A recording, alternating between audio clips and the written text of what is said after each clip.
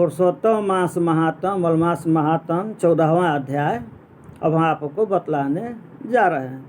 अब राजा धनवा जो है स्वप्न नगर में आ गया है और उस सुगा वाला बात को सोचता है। अब आगे देखे क्या होता है। श्री नारायण बोले कि राजा इसी प्रकार चिंताग्रस्त रहता था कि एक समय वाल्मीकि ऋषि उसके यहाँ पर राज दरबार में आए। राजा ने जल्दी से उठ करके भक्ति सहित उनके चरणों में नमस्कार किया। तब वाल्मीकि ऋषि राजा को शांत देखकर कहने लगे कि हे राजन, तेरे मन में जो कुछ भी चिंता हो वह तुम बिना संकोच कहो, क्या बात है। धनवा ने कहा कि महाराज, आपके चरणों की कृपा से सब सुख है, परंतु हे ब्राह्मण, एक बड़ा भारी संदेह मेरे मन में है। सो उस वन के तोते के मुख से लगे हुए शूल को आप दूर करिए। और तोता जो बोला था वो बात हमको समझ में नहीं आई, आप उसको हमें बढ़िया से समझाइए। वाल्मीकि ऋषि राजा के वचन सुनकर बोले कि हे राजन, पूर्व जन्म में तुम द्राविड़ देश, द्राविड़ भी उसको कहते हैं, में ब्राह्मण के घर में त्रामपत्र के किनारे उत्पन्न हुए थे। त्रामपत्र नदी के किनारे सदैव तुम्हारा नाम था। उस समय तुम धार्मिक, सत्यवादी, जितना मिले उतने में ही संतुष्ट रहने वाले ब्राह्मण थे। तुम्हारी स्त्री उत्तम गुणों वाले गौतम ऋषि की पुत्री गौतमी नाम से विख्यात थी, अर्थात तुम पिछले जन्म में गौतम ऋषि के दामाद थे। गृहस्थ आश्रम के धर्म में चलने वाले सुदेव को कितना ही काल व्यतीत हो गया, परंतु उनके संतति नहीं हुई, यानी पूर्व जन्म तुमको बाल बच्चा नहीं हुआ। एक दिन आश्रम पर बैठा हुआ अपनी स्त्री से सेवा कराता हुआ थका हुआ और ब्राह्मण कहने लगा कि हे सुंदरी, अपनी पत्नी से बोली, सदैव संसार में पुत्र से परे कोई सुख नहीं है, क्योंकि तप दान से उत्पन्न पुत्र परलोक में सुख देते हैं। शुद्ध वंश से उत्पन्न हुई संतति इस लोक और परलोक में सुख देती है। शुद्ध है वंश के कहने का मतलब कि अपना स्वजाति में शादी कीजिए।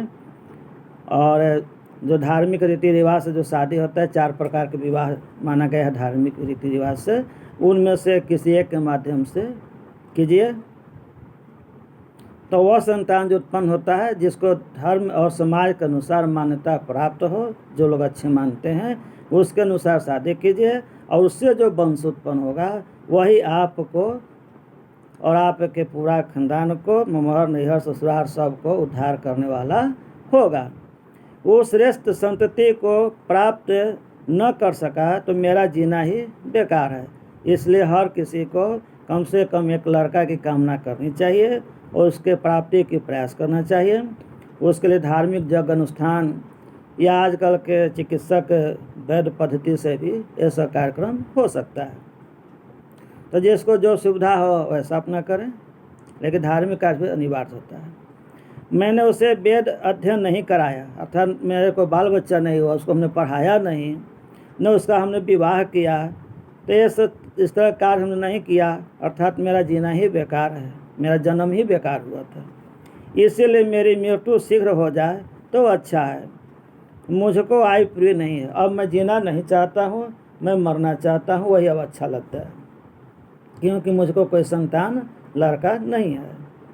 इस प्रकार अपने पति के वचनों को सुनकर उस सुंदरी के मन में अत्यंत दुख हुआ, उसकी पत्नी को, और बोले कि हे प्राणेश्वर, ऐसे तुच्छ वाक्य मत कहिए। तुम्हारे जैसे वैष्णव सूरवीर कभी निराश नहीं होते हैं। जो सूरवीर हैं धैर्यधारी होते हैं, और जो विष्णु भक्त है उनकी सारी मनोकामना पूर्ण होती है, उनको चिंता नहीं करनी चाहिए। हे विप्र, आप सत्य धर्म तत्पर रहें। आपने तो स्वर्ग को जीता है, तो फिर पुत्र प्राप्ति करना कोई बड़ी बात नहीं है। तो हरे जगन्नाथ की आप प्रार्थना करिए।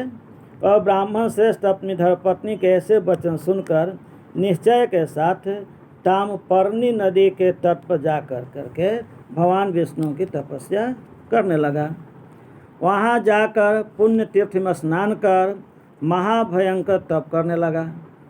ऐसे उस तपोनिधि के 4000 वर्ष बीत गए। काफ़ी घनघोर कठिन तपस्या किया, हठयोग किया, एकदम 4000 साल तक किया। हे ब्राह्मण, उसके तप से त्रिलोकी कांप उठी।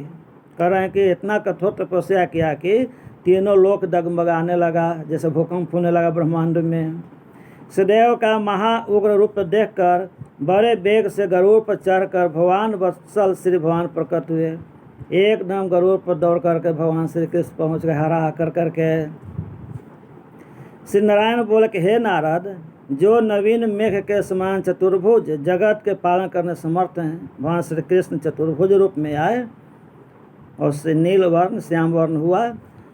उन मुरारी के आनंदित मुख को देख करके बड़े खुशी के साथ सुदेव ब्राह्मण ने भगवान के सामने साष्टांग दंडवत किया, उन्हें प्रणाम किया, पड़ गया, भूमि पर गिर गया, सो गया, दंडवत किया। तो इस तरह से आपको 14वां अध्याय पूरा हुआ। लाइक कीजिए, शेयर कीजिए, सब्सक्राइब कीजिए। पसंद आए तो लाइक कर दीजिए। यदि आप अपने दोस्तों को भी दिखाना चाहते हैं तो उनके पास शेयर कर दीजिए।